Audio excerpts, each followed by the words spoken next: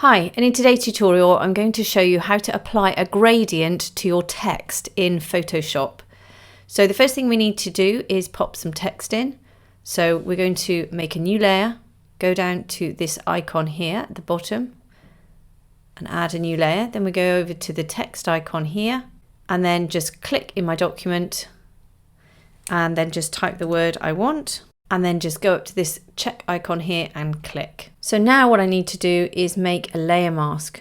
So I'm going to create a new layer by clicking on this icon down the bottom here. I'm going back to my text layer here, click on it, hold down the Command or Control key and click on the text icon. And you can see now, if we zoom in, that you've now made a selection.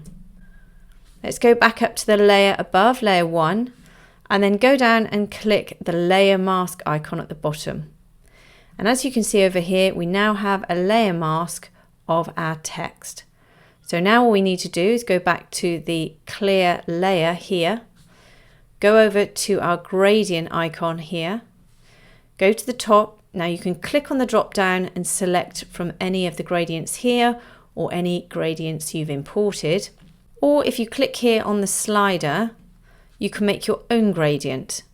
So you can use these markers at the bottom to change colour. So if I click on one, you can see I've got a colour icon here. Click on the colour icon. You can select any colour of your choice. Once you've selected it, click OK. And then you can select this marker. If you don't want this one, select it and just press delete and it will remove it.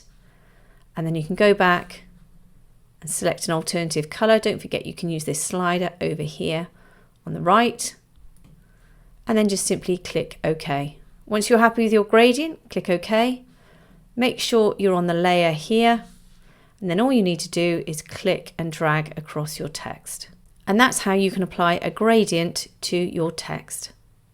I hope that's helped you today. If it has, please like and subscribe and have a great day.